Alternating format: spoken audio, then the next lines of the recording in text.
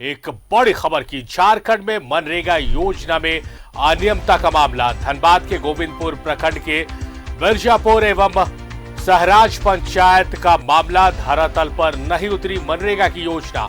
डोबा, तालाब, सड़क, कुआं, मुर्गी शेड, बकरी शेड और टीसीबी योजना के नाम पर लूट। विभागीय जांच के मामले का हुआ खुलासा। सहराज पंचायत के पंचायत सचिव विजय कुमार तत्काल प्रभाव से निलंबित। मुखिया जाकिर अंसारी की वित्तीय शक्ति जब्त। ग्राम रोजगार सेवक अनिरुद्ध पांडे भी कार्य मुक्त कर दिए गए हैं। मनरेगा योजना के नाम पर करीब 25 लाख रुपए की लूट का अनुमान है।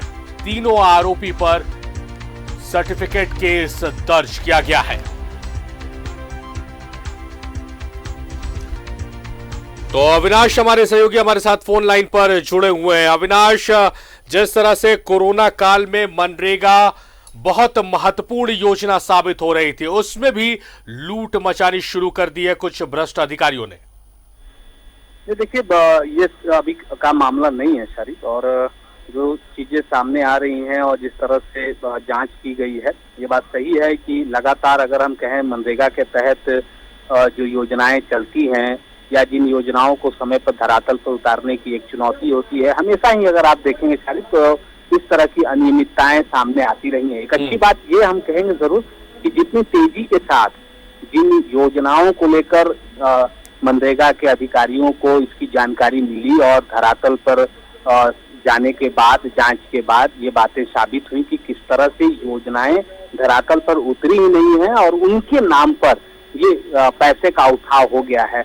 ऐसे में तीन लोग, जब हम लगातार तीनों नाम चला रहे हैं, चाहे वो अनिरुद्ध पांडे की बात करें और चाहे विजय कुमार की बात करें और चाहे मुखिया जाकिर अंसारी की बात करें, इन तीनों ही पर अब सर्टिफिकेट केस दर्ज कर दिए गए हैं। तीनों के तीनों को काम से हटा दिया गया है और ये अब साबित हो गया कि अगर इस तरह की चीजें सामने आ रही हैं तो अब कोई भी झारखंड के अंदर इस तरह के जो अनियमितता में जो शामिल रहेंगे, चाहे वो विभाग के अधिकारी हों, कर्मचारी हों या अनुबंध पर काम करने वाले कर्मचारी हों या फिर वो जनप्रतिनिधि ही क्यों न हो, मुखिया के जैसे उनकी संलिप्तता सामने आई है।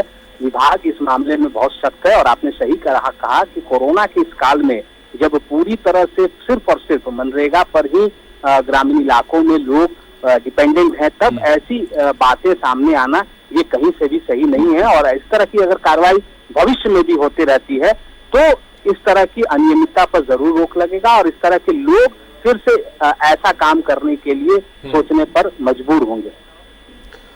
जाहिर तौर पर अविनाश, बहुत महत्वपूर्ण बात आपने कही कि इस तरह से अगर कार्रवाइयां होंगी तब जो लोग इस तरह के मामले में संलिप्त हैं वो डरेंगे। एक संदेश भी जाएगा कार्रवाई के साथ। बहुत बहुत शुक्रिया अविनाश आपका तमाम बातचीत, तमाम जानकारियों के लिए।